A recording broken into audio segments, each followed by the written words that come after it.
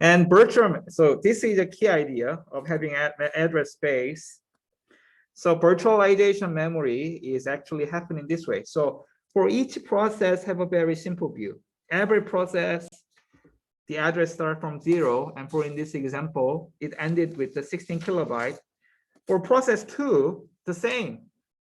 It receives an address space whose address starts from 0 and finish at 16 kilobyte. Process C, the same, 16 kilobytes.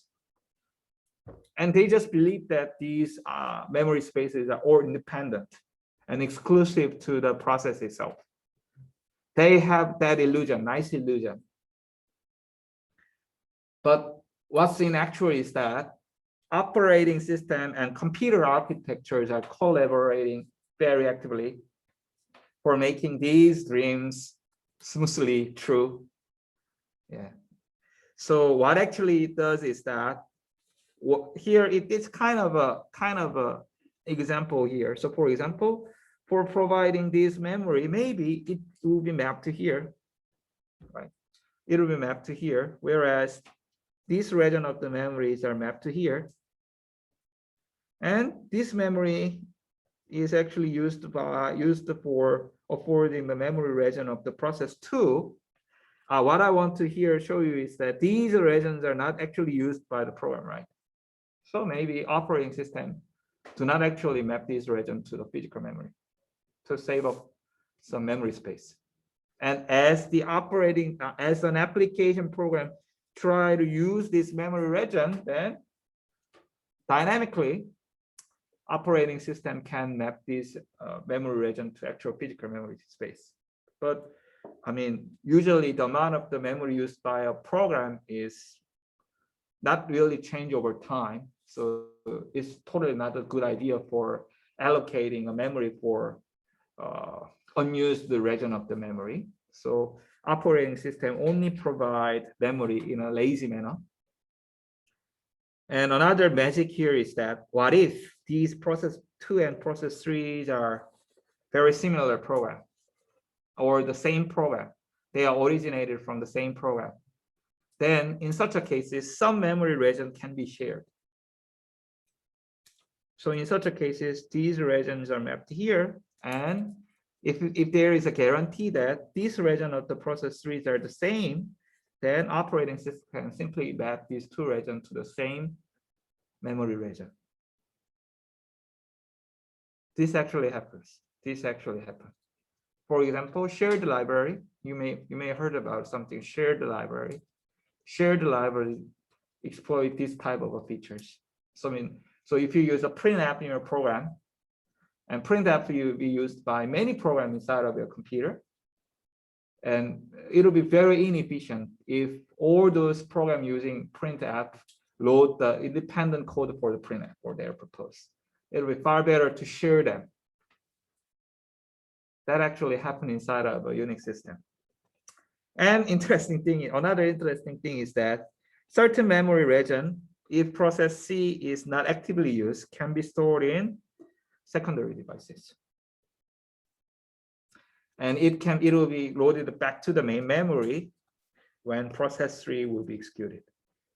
This type of various different techniques can be applied at the OS level and computer architecture level for providing consistent view of address space while maximizing memory utilization. That's all those system support is what we call it as a virtual memory. Make sense? Okay, so your textbook concern about 3 criteria or 3 goals of memory virtualization. First one is the transparency. Transparency here means that to the process's perspective, the operating system provides this simple, nice view and cannot break this view.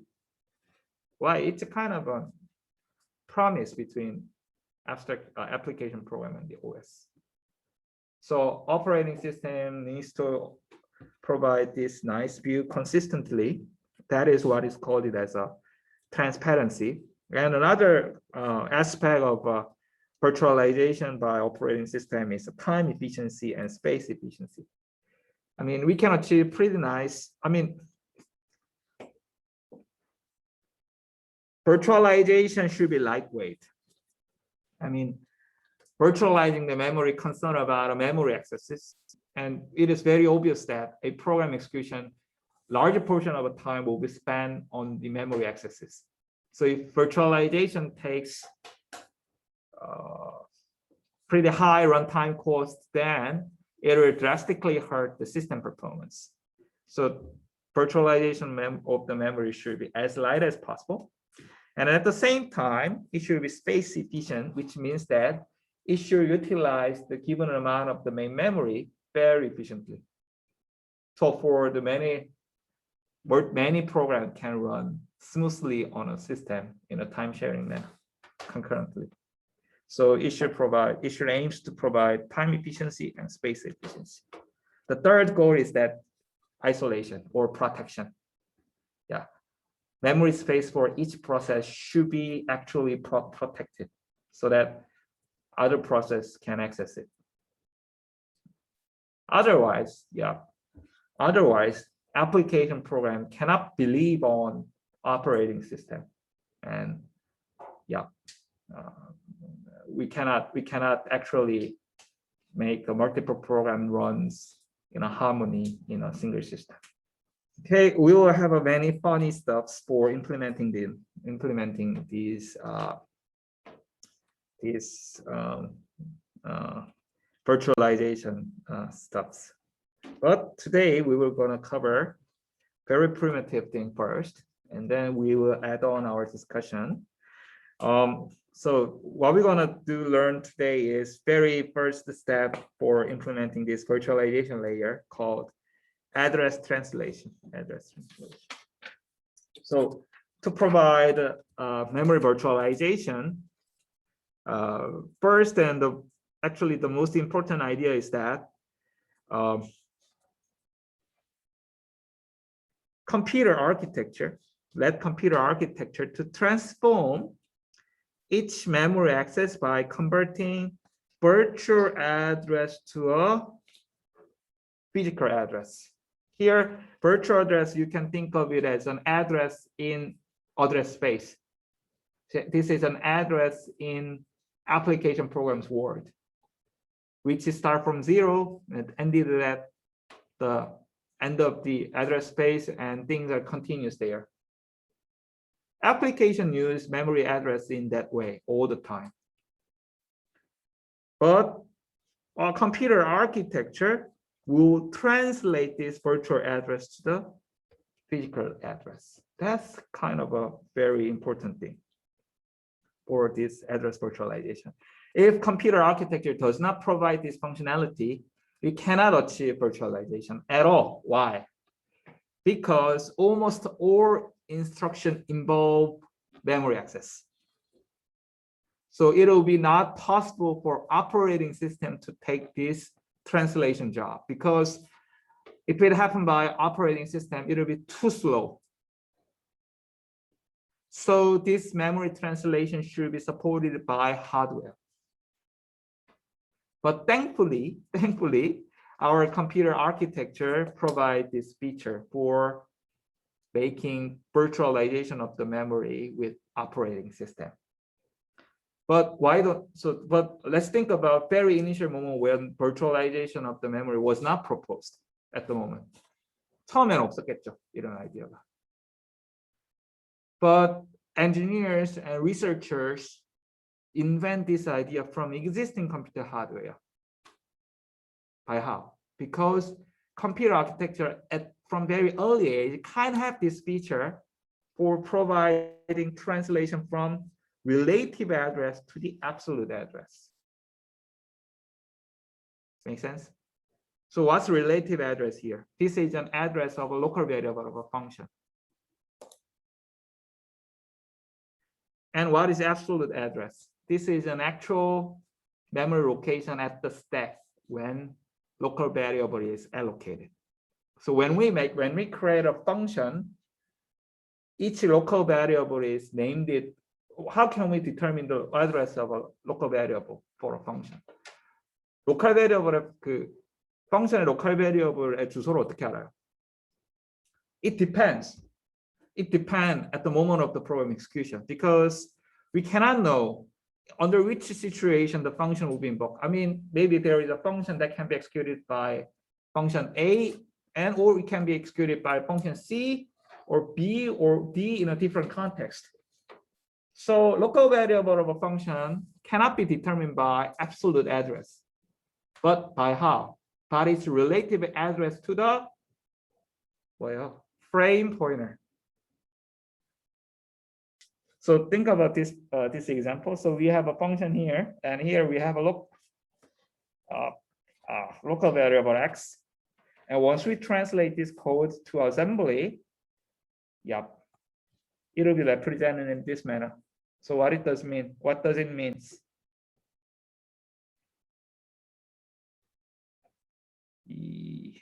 Yeah, 잠깐만 이거. I'm not quite sure this is a.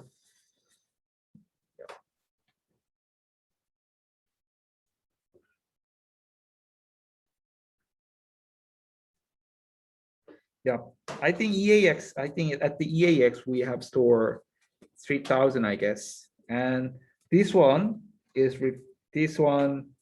Actually, this one is mapped to a variable x.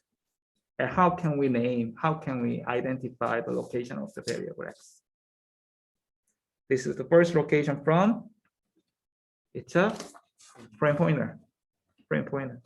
Then it'll find a stack. Yeah, it'll find it as a stack. Maybe frame pointer is here. Frame pointer is here, and try to find the first location from the frame pointer. And 이거 내가 좀 더 예제를 더 갖고 올 걸 그랬네 생각해 보니까. So if you have another local variable y here, then what will be the address for this y? It'll be depend, but it is very likely that it'll be 0x, for example, 4 from EBX. It's a byte, the 4 bytes away from the base pointer. And then what? This scheme will be interpreted by computer architecture to actually find the absolute address. So computer architecture already aware about this type of address translation for providing function mechanism. So address translation was not that far from, I mean, translating virtual address to the physical address was not such a new concept, even at the very early age of the computer architecture. And people propose to extend to use those address translation scheme, not only for function call, but also for virtualizing the memory. And yeah, so this is one big idea. And as a computer architecture is in charge of the address translation, address translation does not incur extra time cost because it'll be managed at a instruction cycle of the computer. It does not really incur extra instruction execution, right? But yeah, such a translation scheme should be very simple as possible, as simple as possible. I mean, computer architecture cannot afford to do complicated stuff in a single instruction cycle. So address translation can be supported by hardware, but it should be simple. That is one important constraint that we have in mind in implementing virtualization of memory. And okay, translation is in charge of the computer architecture, but how those translations, so to which location the translation will be made? It should be managed by operating system. Operating system. So operating system will command computer architecture how translation should be made. Okay, so operating system manage mapping from virtual address to the physical address across system execution time. And operating system time to time get executed and do some stationary stuff for managing this mapping. But for most of execution time, the mapping will be fixed, and based on that mapping information, computer architecture automatically do the memory address translation. So we have a nice efficiency and have a virtualization aspect at the same time. I told you that operating system intervene in the program execution time to time, and those times are some critical moments that needs some management of the virtualization, and that includes process creation time, termination time, at context switching time, and when an application try to violate is violating the restriction of the memory region that is given. In such cases, only for those cases, operating system involves and treat this event, but all the other cases, computer architecture are in charge of implementing virtualization. That's basic idea. And I think once you see some concrete case, then you can easily identify what it means by how the operating system and computer architecture collaborate. So the first approach that is given in chapter number 15 is what we call dynamic relocation. So you can think this as a virtualization version number 1, virtualization, virtual memory version number 1. So we will see some concrete case of virtualizing the memory. So let's start from some assumption. So suppose that we have a computer system with these features or this condition. So in this case, we just assume that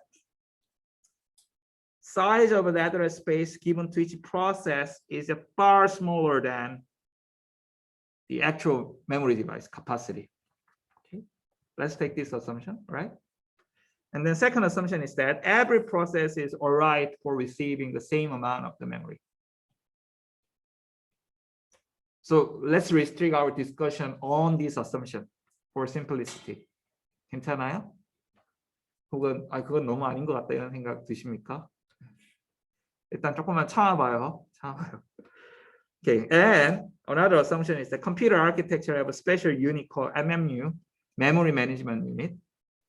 And this one provide baseline, I think this is not baseline, sorry for typo, base register and bound register, which work as a kind of a bias value for memory translation and upper limit of the memory translation. So once these give certain addresses assigned to the base register and bound register, what it actually does is that if a CPU do a read instruction with a certain memory address, then what it actually does is that not directly use this given address, but always add base value to this address. Yeah. base value를 항상 그냥 더해버려요. Code uses some address, and CPU run it read instruction with that with the address given from the code, but this one is actually virtual address. I mean, this is the address in address space word, so it cannot be directly go to the memory device, but always it is added with the value stored in a base register.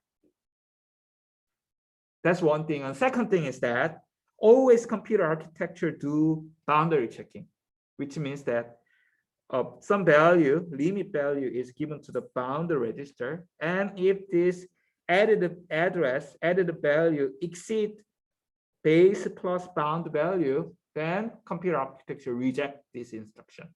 Why? This case is tried in this instruction is try to go beyond the capacity that is given to the process. And computer architecture, CPU have this mechanism. What we assume is that computer architecture provide this mechanism, or simply saying it provides base register and bound register. Okay. And this type of a translation always, without any exception, always made it if it is running under user mode. What if it's a kernel mode?